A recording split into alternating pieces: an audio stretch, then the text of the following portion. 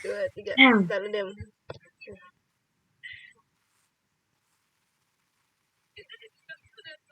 Assalamualaikum warahmatullahi wabarakatuh. Kami dari kelompok mata kuliah PPSI ingin mempresentasikan hasil dari laporan yang telah kami buat, yaitu tentang estimasi atau perkiraan, yang disusun oleh saya sendiri, Syarifah Aulia, dan rekan saya, Ria Arista Mewar. Selanjutnya, saya akan menjelaskan tentang pengertiannya. Estimasi merupakan sebuah proses pengulangan pemanggilan ulang estimasi yang pertama dilakukan selama fase definisi, yaitu ketika kita menulis rencana pendahuluan proyek. Hal ini perlu dilakukan karena kita membutuhkan estimasi untuk proposal. Setelah fase analisis direncanakan ulang, kita harus memeriksa estimasi dan berubah rencana pendahuluan proyek menjadi rencana akhir proyek.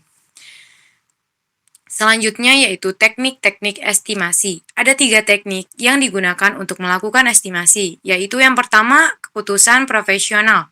Katakanlah bahwa kita merupakan orang yang memiliki pengalaman yang luas dalam membuat program, report generation models.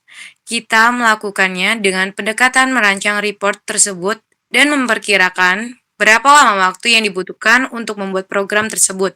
Setelah mempelajari rancangan program selama 5 menit, programmer lalu menutup matanya selama 5 menit. Dia tidak tidur, tetapi berhitung.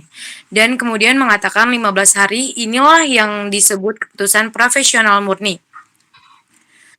Keuntungan dari teknik ini adalah cepat. Dan jika seseorang sudah ahli dalam teknik ini, maka estimasinya pasti akan lebih akurat. Sedangkan kerugian dari teknik ini adalah bahwa Anda membutuhkan seorang ahli yang berpengalaman dalam bidang ini. Dan beberapa ahli tersebut akan bekerja keras untuk mendapatkan estimasi yang tepat. Selanjutnya, sejarah. Jalan keluar dari ketergantungan pada orang dan untuk membuat estimasi lebih khusus, yaitu kita harus mengerti tentang sejarahnya. Tulislah berapa lama masing-masing tugas dapat diselesaikan dan siapa yang bertanggung jawab atas tugas tersebut. Kita dapat membandingkan tugas yang akan diestimasi dengan tugas yang sama yang dikerjakan di lebih awal. Setelah itu, mulailah dengan melakukan estimasi. Hal ini dimaksudkan agar kita menjabarkan suatu proyek ke dalam beberapa tugas yang biasanya diulang dan mudah untuk dibandingkan. Selanjutnya, yang ketiga adalah rumus-rumus. Ada beberapa rumus yang digunakan dalam software estimasi. Software yang baik untuk diketahui adalah COCOMO. COCOMO dapat digunakan untuk memperkirakan biaya proyek, usaha, atau person months, jadwal, dan jumlah staff. Untuk masing-masing fase berikut ini, yaitu ada preliminary design, or analysis phase, detailed design atau DD, or design phase, ada code and unit test atau CUT, same as yours, system test, or system test and acceptance test. Ada 3 tipe penginputan dengan COCOMO. Selanjutnya, aturan persetujuan estimasi pada DEC atau dan perusahaan besar lainnya. Apakah perusahaan besar seperti DEC menggunakan pendekatan ini? Ya, mereka menggunakan rumus-rumus, tetapi mereka tetap mengikuti aturan berikut ini. Yang pertama, jangan pernah menanyakan pada seseorang yang tidak berpengalaman untuk melakukan estimasi. Yang kedua, lakukan estimasi secara berkelompok jika Anda mampu menyediakan sumber daya manusianya. Yang ketiga, jangan memaksa melakukan estimasi pada seseorang profesional seperti programmer. Yang keempat, jangan pernah mengambil rata-rata dari estimasi yang berbeda. Yang kelima, membagi persoalan menjadi bagian kecil secara mendetail selama 1 minggu atau kurang. Yang keenam, selalu berikan jangka waktu ketika melakukan estimasi bagi manajer atau klien. Selanjutnya akan dijelaskan oleh rekan saya, yaitu Ria Arista Mewar. Jenis estimasi. Yang pertama, estimasi titik. Menurut Cahyono, tahun 2018, estimasi titik merupakan nilai tunggal dari statistik sampel tertentu yang digunakan untuk mengestimasi nilai parameter populasi. Nah, estimasi titik terbagi menjadi 2 kriteria, yaitu yang pertama, tidak bias atau unbiasedness. Apabila nilai statistik atau estimator atau penduga sama dengan atau sangat mendekati nilai parameter. Yang kedua, efisiensi apabila penduga memiliki varians yang kecil. Yang kedua ada estimasi interval.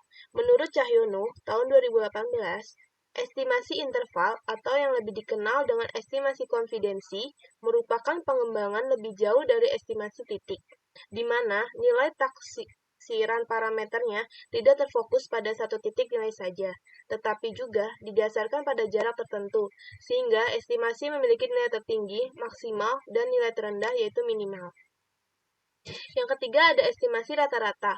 Menurut Muhammad, tahun 2018, estimasi rata-rata merupakan pendugaan mengenai data parameter yang sebenarnya berdasarkan informasi rata-rata sampel.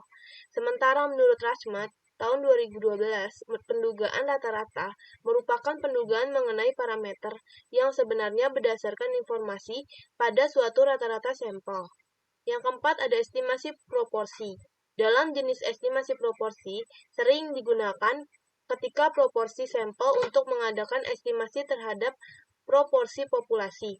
Estimasi dalam satu percobaan binominal diberikan dengan sejumlah simbol yaitu P sama dengan proporsi populasi, X sama dengan jumlah variabel yang dinyatakan, dan N jumlah anggota populasi atau sampel. Manfaat penerapan estimasi. Yang pertama, sebagai tolak ukur. Ketika melangsungkan suatu aktivitas atau kegiatan, penggunaan estimasi merupakan hal yang cukup penting. Ia bisa digunakan sebagai tolak ukur guna mengetahui berapa jumlah dana yang dihabiskan untuk suatu kegiatan dan kapan perkiraan waktu selesainya. Yang kedua, langkah antisipasi yang baik. Ketika melaksanakan suatu kegiatan, estimasi dapat membantu Anda untuk memikirkan terjadian suatu masalah dan cara tepat guna melakukan antisipasi. Merencanakan estimasi tidak hanya bisa memberikan aktivitas yang lancar, namun juga aman dari berbagai masalah. Yang ketiga, pembuat keputusan. Manfaat estimasi adalah sebagai unsur untuk menciptakan keputusan yang baik. Hal ini akan membantu pihak yang ada di dalamnya memutuskan penjadwalan kerja yang terstruktur. Yang keempat, mengukur kemajuan kegiatan. Sebagai media untuk mengukur suatu kemajuan kerja dalam kegiatan. Misalnya, dalam bidang konstruksi, jika 1 minggu telah membangun 10 meter gedung, maka di minggu selanjutnya, jumlah gedung yang dibangun harusnya sama dan meningkat. Contoh estimasi.